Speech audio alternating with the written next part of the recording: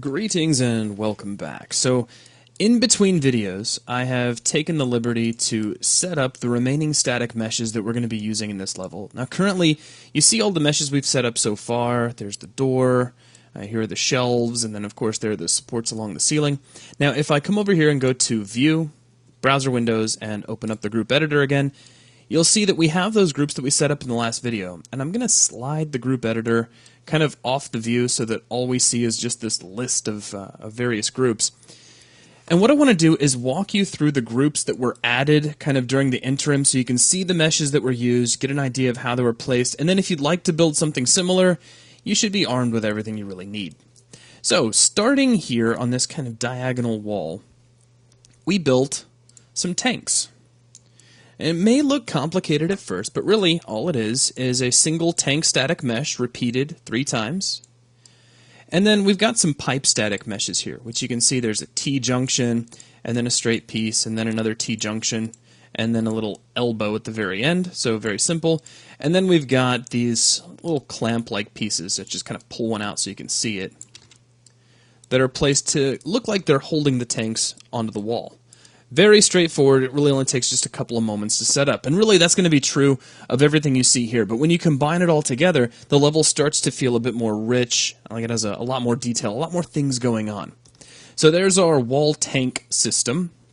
Now over here on the other side of the room, on this opposite diagonal wall, we set up what I call the hose wall. And this looks really complex at first. If you're not used to placing meshes, this might be kind of scary.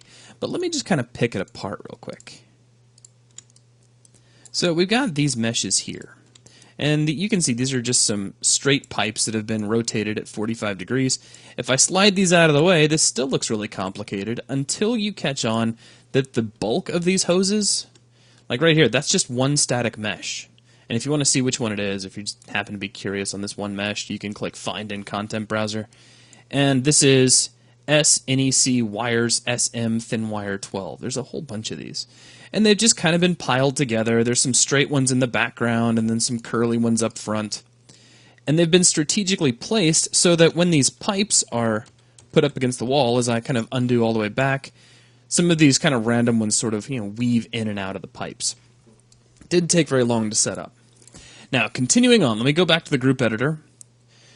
So, over here in this little area, we added a vehicle rack. So, I mean, it looks just like a little walkway. In fact, it is just a little walkway, with some rails around it, little hydraulic supports at the corners, and this really cool kind of a mechanical arm, almost like a robot arm system helping to hold up one end. So you can maybe imagine that sliding along or lifting the rack up and down, and then we can place a vehicle on this later if we so desire. Now, moving back over here to this side of the room, we added what I call the air compressor. And that's just kind of what it's supposed to represent. We have this one mesh over here, so it's just a couple of tanks with some kind of cool control box in between them.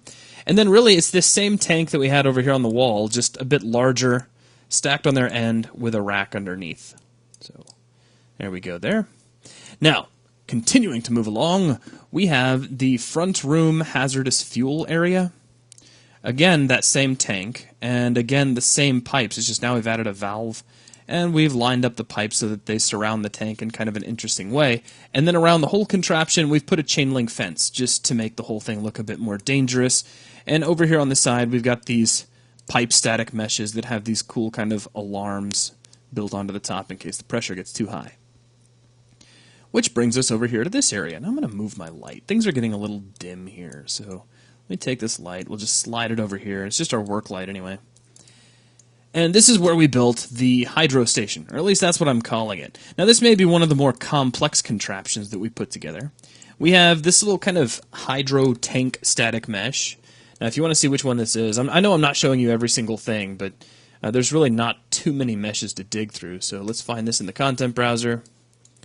And this is the LT Mech SM Text Cylinder 01. What a great name. And if I hold down the L key, we can kind of rotate around that. You can see what it looks like. Now, surrounding this, we've got exactly the same pieces we used up here along our supports, just repeated. And then we've got the same pieces that we used over here on the wall tanks to hold them up, just kind of aimed back in the other direction. So that creates kind of a cool little clamp mechanism on top, and that's being held in place by these really cool spring static meshes and a little rack that kind of mounts those onto the wall.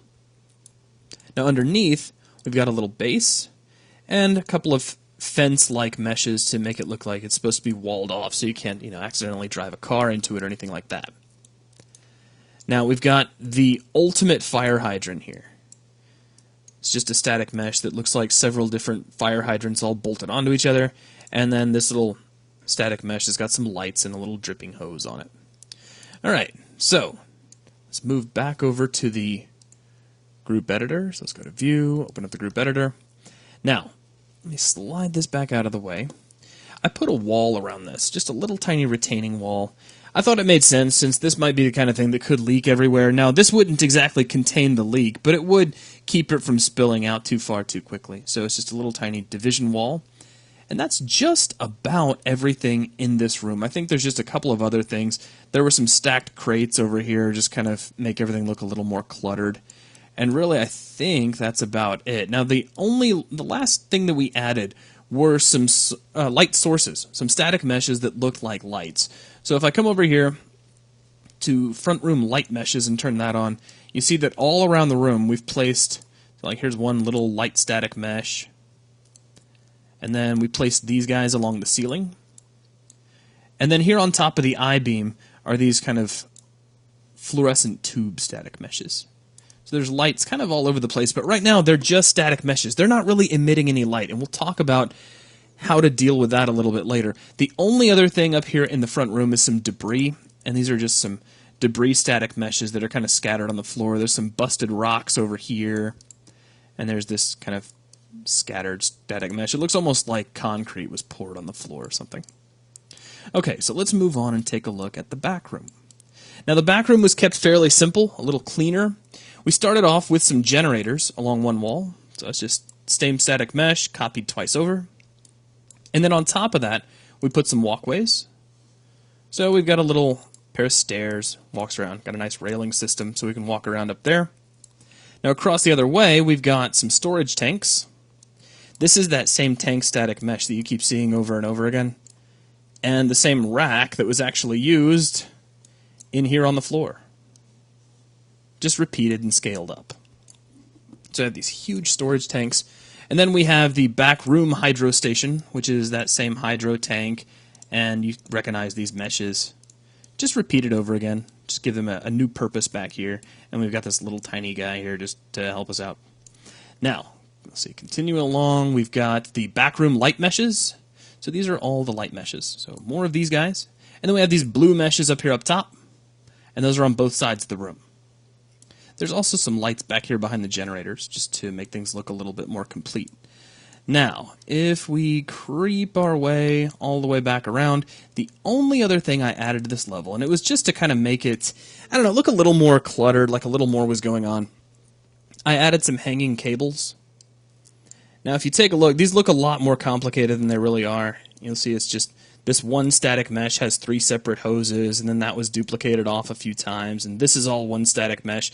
So you just duplicate this a few times, and you end up with a nice kind of hangy, complex cable look. And that's it. That's all the static meshes that we added. So I would love to actually walk around this level, but currently the lighting needs to be rebuilt, so we would just get a black level. So what I'm going to do instead is go ahead and save at this point. And then from here, we're going to move forward and take a look at lighting up our level.